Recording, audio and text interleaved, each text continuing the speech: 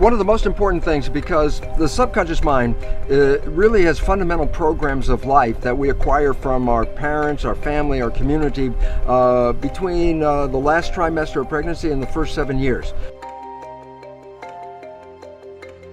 So this is why nature created the first 7 years of a child's life to download how to be a member of a family and a society and a culture by strictly observing other people. It's actually a brain function. It's a equivalent of hypnosis. Yes. Okay. So the fundamental programs of your subconscious are not yours. The conscious mind is yours. That's the creative mind. Well, the issue is that the conscious mind can travel in time. What are you doing next week? Yeah. Your mind lets go of the moment, goes to next week. What'd you do last week? Let's go of the moment, and you move into last week. Or I say, I think of something in your head, and the moment you're thinking, you're not paying attention. Well, this is what the function of the subconscious comes in. When you're not paying attention, you go to autopilot. So it's not like you're walking down the street and you have a thought and then stop. Like that. No, you continue walking. Yeah, but you're not paying attention. So it's a subconscious that does all the jobs from walking to driving the car. And so why is this relevant? Because when we're not paying attention and we default to the subconscious, we play the programs that are in the subconscious. And then I go, yeah, but the programs in the subconscious are primarily not yours. They came from other people. And most of them, as psychologists tell us, most of the programs we get are disempowering, self-sabotaging, and limiting. And Yes. the relevance about that is this. If I'm going to play those programs, then by definition, I'm going to be shooting myself in the foot. The reason why you play the subconscious programs is because the conscious mind's engaged with thinking, which is 95% of the time or more. And that means 95% of your behavior is invisible to you. And why I really wanted to emphasize this so much is this, because we believe we're victims. Oh, you know, I really wanted to be successful. I wanted to be healthy. I wanted to have a great relationship, and it's not working out. Yeah. And then you say, well, that was my intention, and it's not working, so therefore the world's against me. And then we go into victims like, God, I really wanted it and it didn't happen. And I just wanted people to wake up, because it basically is this. It's not the world against you at all. The world will give you everything. The issue is you're not operating from your conscious mind, except 5% at the most.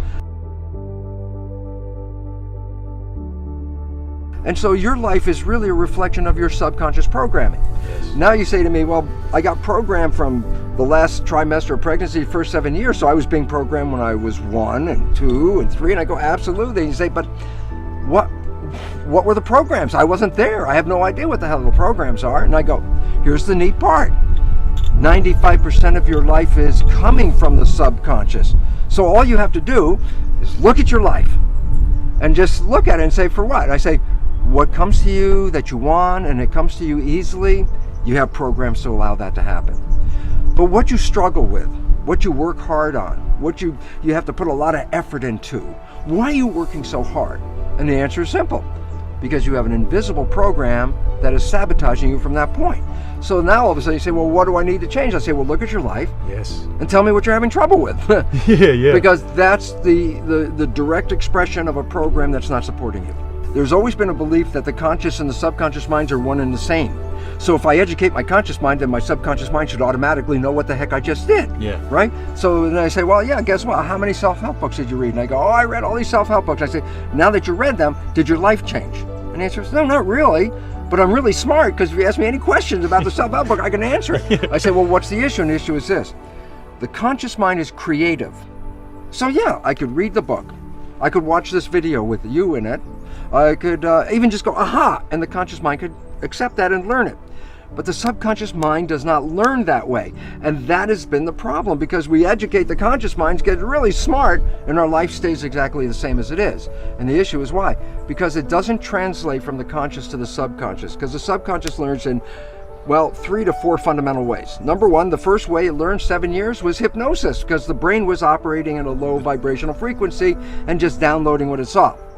After you're 7, how do you learn? Habituation. How'd you learn the ABCs or the times table?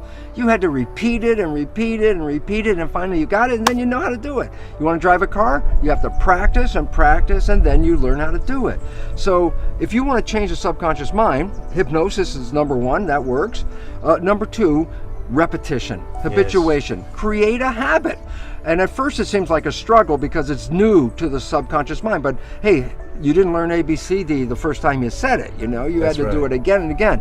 But after you do it for a repetition period, it will be so natural that if you're not doing it, your subconscious mind go, hey, what's happening? We're not doing it. So that's really good. We overcome that. A third way, which is very, some people get it and it's very powerful, but I wouldn't recommend it, is tremendous emotional shock. Boom! Something happens in your life and it's so dramatic that after that moment, you're not going to be the same person. The subconscious got it right there, okay? Yeah. And the newer one and the better one is a whole new field of belief change modalities, which are also associated with what's called energy psychology. Yes. And these are wonderful because basically it's a form of super learning. And what's neat about it, the conventional things like hypnosis or habituation, there's a time element that takes a long time. Yeah. But these new belief change modalities, like a super learning experience, you can change a belief you've had your whole life, 50 years, and change it in 10 minutes. Yeah. And so this is really, it's a new type of psychology that's coming in, but it's really necessary because, as they say, necessity is the mother of invention.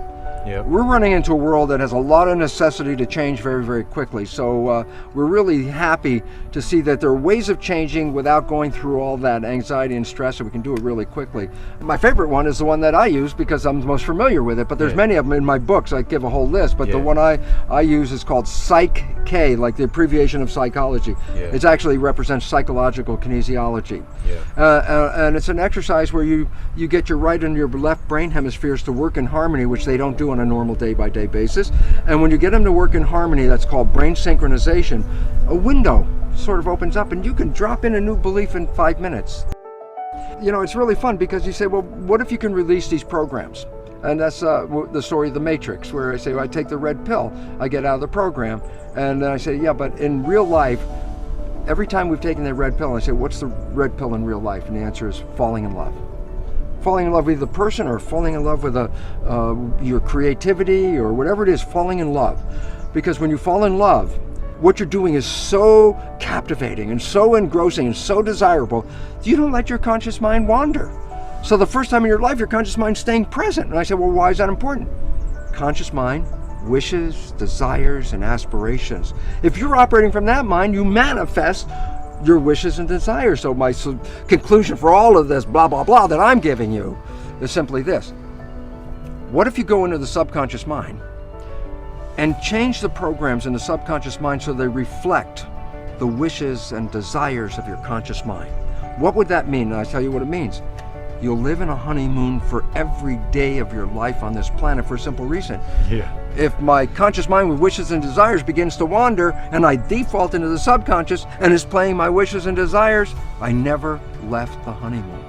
Most people's stresses are not real immediate emergency stresses at all. They're beliefs of a fear that they won't have something, they won't have a job, they won't have food, they won't have a friend. And it's not that they don't have them right now. They're thinking about, oh, if that happens. And that's where the stress comes from. And that's why 90% of the people are in fear, because they recognize that their future is uncertain. But rather than seeing it in a positive way, they have this image of a negative thing. Work it all out. And it's really interesting because, remember, when you fall in love and you get out of the programming, you create heaven on earth. Well, if it wasn't for the programming, everybody would have heaven on earth. Yes. So if we can change the programming, then heaven on earth is available.